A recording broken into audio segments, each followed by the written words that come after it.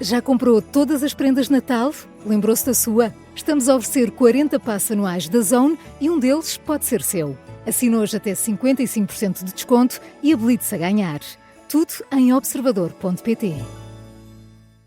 A cidade de Faro.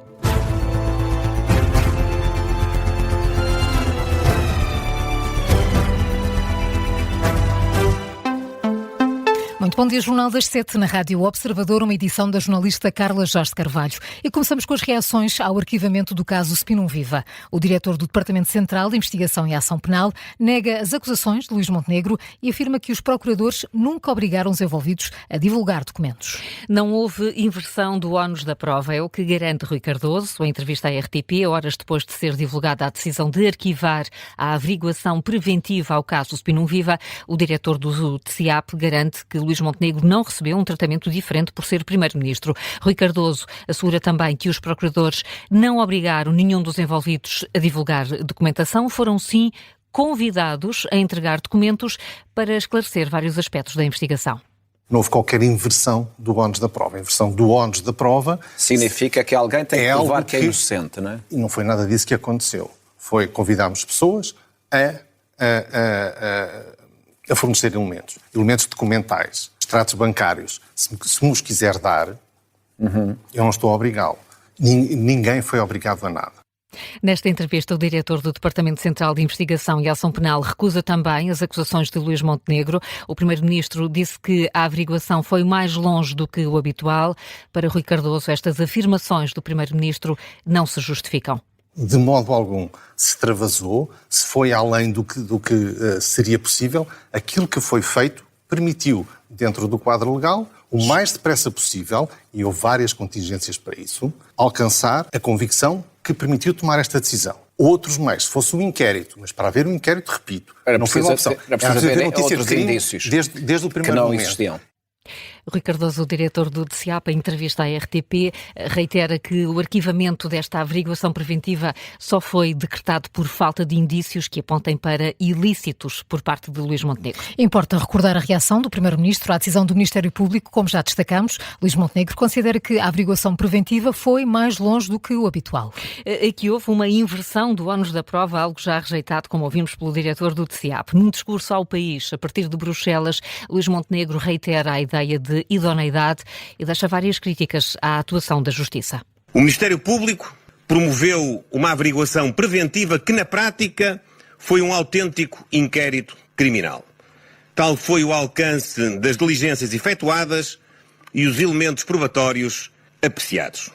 Invoco a minha qualidade de advogado com prática forense para poder atestar que, em certo sentido, se foi mais longe do que o normalmente admissível no inquérito, uma vez que os visados aceitaram uma total inversão do ónus da prova e alguns elementos solicitados e disponibilizados talvez esbarrassem no critério de um juiz de instrução, acaso carecessem da sua autorização. Luís Montenegro diz ainda que o escrutínio tem de existir, mas considera que houve notícias que assentaram em insinuações. Sugere mesmo que o jornalismo e o Poder Judicial não se souberam autorregular. O redator principal do Observador, Luís Rosa, defende que devia ser conhecido o despacho de arquivamento da averiguação preventiva. No comunicado, o TCIAP lembra que desde sempre que a Procuradoria-Geral da República impediu o acesso à informação das averiguações preventivas por serem confidenciais. No entanto, na história do dia de hoje, Luís Rosa considera que, pelo menos, o despacho devia ser conhecido. Se nós devíamos ter acesso à averiguação preventiva, eu sou a favor da transparência. Claro. E acho que sim, porque permitiria um escrutínio também mais transparente do Ministério Público. Não estou a pôr aqui em questão a decisão da Procuradora Inês Bonina, como eu acabei de dizer, acabei de elogiá-la, acho que ela é uma ótima Procuradora e, portanto, tenho a certeza que a sua decisão foi fundamentada. Agora, acho que era importante, pelo menos, que o despacho fosse conhecido. Acho que era possível existir uma interpretação legal que, em nome da transparência ou até da paz social, que se conhecesse o despacho. Não é a averiguação preventiva toda, mas o despacho. É a análise do redator principal do Observador, Luís Rosa, na história do dia de hoje. E este é um assunto em destaque esta hora no site do Observador. Vai também ser um tema em análise nesta edição das Manhãs 360. São esperados hoje milhares de agricultores nas ruas de Bruxelas. Protestam contra a nova política agrícola comum, estão também contra o acordo comercial com o Mercosul. A assinatura do acordo com os países da América Latina está marcada para depois de amanhã, sábado, no Brasil, mas os agricultores temem uma desregulação do mercado europeu. Sobre a proposta apresentada pela Comissão Europeia para a PAC, as associações de agricultores contestam a redução do orçamento previsto para o setor. As várias confederações de agricultores portuguesas vão juntar-se ao protesto de hoje na Bélgica. É o caso da CAP, o secretário-geral da Confederação dos Agricultores Portugueses, Luís Mira, está agora em direto neste Jornal das 7. Bom dia, agradeço a sua presença esta manhã. Ora, os agricultores esperam que esta seja a maior manifestação de sempre em Bruxelas. O que é que torna este momento tão crítico para os agricultores europeus? Olha, o que torna crítico é uma proposta, e atenção, esta é uma questão importante, é uma proposta, não é uma decisão final, da Comissão Europeia, que faz uma redução de 20% na política agrícola comum, no orçamento, enquanto o orçamento global da União Europeia aumenta 40%. E, portanto, isto não é aceitável devido a este corte tão grande, porque se colocarmos a inflação nestas contas, o corte é de 47%. A segunda questão tem a ver com a destruição da arquitetura da política agrícola comum, em que acaba com um dos pilares da política agrícola comum e mistura no mesmo orçamento a política de coesão, a PAC, o Fundo Social Europeu, e dá aos países a possibilidade de serem eles a fazer a divisão do orçamento. Ora, isso acaba com a única política verdadeiramente comunitária, que é a política agrícola. E essa é outra das questões que prejudicará muito os agricultores portugueses, porque haverá Estados-membros que têm mais capacidade financeira de colocar dinheiro do orçamento de Estado do que nós. Isso é uma destruição da concorrência. Quanto à questão do Mercosul, queria-te clarificar que a CAP não é contra o Mercosul. Na Europa, este protesto, há muitos países que são contra o Mercosul, mas nós não somos contra o Mercosul. Porquê? Porque o Mercosul é constituído por 4 países. O Brasil, com 210 milhões de habitantes, a Argentina com 47, o Uruguai e o Paraguai um com 10, outro com 4.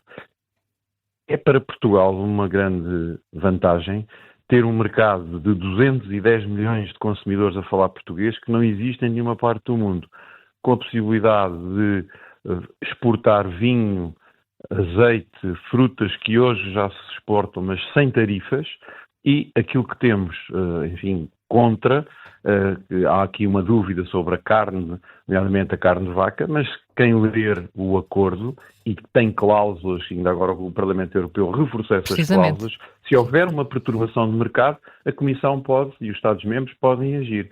Há instrumentos para o fazer. Portugal só tem a ganhar. Não temos que ir sempre atrás dos outros, porque esta é uma oportunidade que é bastante vantajosa para Portugal. Ora, nessa questão do acordo com o Mercosul, de facto, os agricultores europeus não pensam todos da mesma forma, mas Luís Mira sublinhou aqui a importância de se falar da proposta da Comissão Europeia para a PAC. Acredita que pode ser, portanto, ainda revertida esta diminuição do orçamento para a política agrícola comum? Isto ainda é negociável? Porque esta proposta tem que ser aprovada pelo Parlamento Europeu e pelo Conselho Europeu, pela Comissão. E apelo aqui aos parlamentares europeus para rejeitarem esta proposta, como também apelo ao Primeiro-Ministro para que no Conselho tenha a mesma posição. Esta proposta não serve a Portugal e eu estou convicto que ela vai ser alterada. Hoje vai haver aqui uma grande demonstração da força dos agricultores e da sua união em toda a Europa. Luís Mira, muito obrigada por ter explicado aqui claramente a posição da CAP, é o secretário-geral da Confederação dos Agricultores Portugueses. Desejo-lhe um bom dia. Vai participar esta manhã também no protesto em Bruxelas, com os agricultores a percorrer as ruas até se aproximarem das sedes da Comissão e do Parlamento Europeu. E falamos agora de outro protesto. Numa semana marcada por vários constrangimentos no controle de fronteiras aéreas, os polícias fazem esta manhã um plenário no aeroporto de Lisboa. Acusam o governo de desvalorizar os polícias e de não resolver os problemas dos agentes que trabalham neste serviço. O protesto é organizado pela Associação Sindical dos Profissionais da Polícia. Começa precisamente a esta hora, numa semana marcada por longas horas de espera neste serviço. A Nadine Soares está a acompanhar o protesto, o plenário. Nadine, o que é que exigem os polícias? Para já ainda não há sinal de polícias, mas este plenário está marcado para arrancar a esta hora e terminar pelas 11 da manhã, isto na Esquadra de Controlo de Fronteiras, dentro do aeroporto de Lisboa. É um protesto devido à ausência de resposta do Governo em resolver os problemas dos polícias que estão nas fronteiras aéreas. A Associação Sindical dos Profissionais da Polícia, que organizou este plenário, diz que não está a ser cumprido o acordo assinado em julho do ano passado, o que já levou este sindicato a abandonar as negociações com a tutela. Este plenário que pode contribuir para criar constrangimentos no aeroporto, especialmente no controlo de fronteiras. Relembro que nos últimos dias este sistema tem registrado constrangimentos que provocaram longas filas de espera, com os passageiros a demorar muito tempo para conseguir terminar este processo. Estes agentes que vão estar reunidos esta manhã para se fazerem ouvir e pedirem ao Governo melhores condições para a carreira. Nadine Soares, em direto do aeroporto de Lisboa. Ainda não há sinal do início do plenário da Associação Sindical dos Profissionais da Polícia, mas vamos continuar esta manhã no Humberto Delgado. São agora 7h10. Carla, que outras notícias marcam esta manhã de quinta-feira?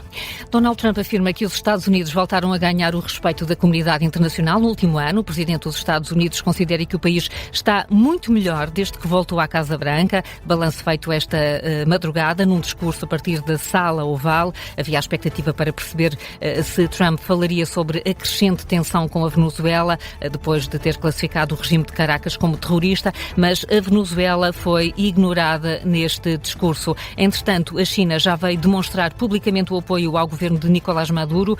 O ministro dos Negócios Estrangeiros da China afirma que Pequim se opõe a todas as formas de intimidação unilateral e apoia os países que defendem a soberania e a dignidade. Voltamos a Bruxelas. Os líderes dos 27 reúnem-se hoje para discutir o apoio financeiro à Ucrânia para 2026 e 2027. A reunião é vista como decisiva. Em cima da mesa está a possibilidade de um empréstimo com base nos ativos russos congelados, mas não há consenso para já entre os Estados-membros. Volodymyr Zelensky vai estar no arranque dos trabalhos. O Benfica venceu o Farense por 2-0 no Algarve, segue em frente na Taça de Portugal. O Sporting joga hoje nos Açores frente ao Santa Clara e o Porto recebe o Famalicão. 2 jogos com relato e comentários em direto aqui na Rádio Observador.